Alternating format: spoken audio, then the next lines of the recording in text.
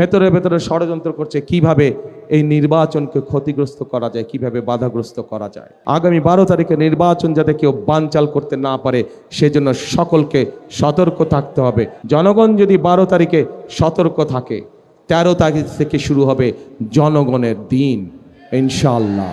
শহীদ জিয়া দেশ গড়েছেন, দেশনেত্রী খালেদা জিয়া দেশ গড়েছেন, এখন আমাদের সকলের পালা দেশ গড়ার।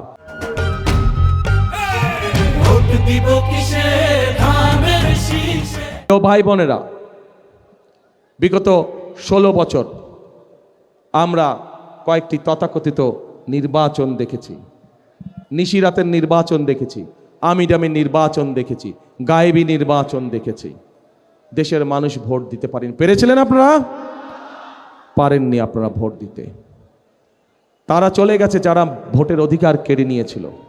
কিন্তু আরেকটি মহল ষড়যন্ত্র শুরু করছে, ভেতরে ভেতরে ষড়যন্ত্র করছে কিভাবে এই নির্বাচনকে ক্ষতিগ্রস্ত করা যায়, কিভাবে বাধাগ্রস্ত করা যায়।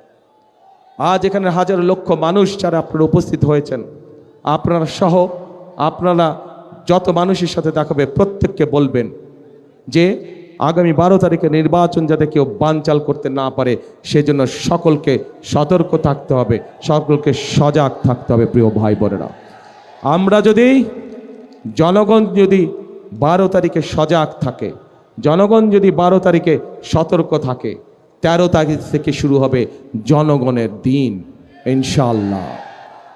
এই বাংলাদেশে 13 তারিখ থেকে হবে জনগণের দিন। জনগণের প্রত্যাশা, জনগণের আশা, জনগণের আকাঙ্ক্ষা যে সকল আছে সে সকল বিষয়ের কাজগুলো ধীরে ধীরে পর্যায়ক্রমিকভাবে শুরু হবে। বেকারদের কর্মসংস্থানের সমস্যার সমাধানের কাজ শুরু হবে, মা বোনদের ফ্যামিলি কার্ডের কাজ শুরু হবে, কৃষক ভাইদের কৃষক কার্ডের কাজ শুরু হবে, বেকারদের কর্মসংস্থানের কাজ শুরু হবে।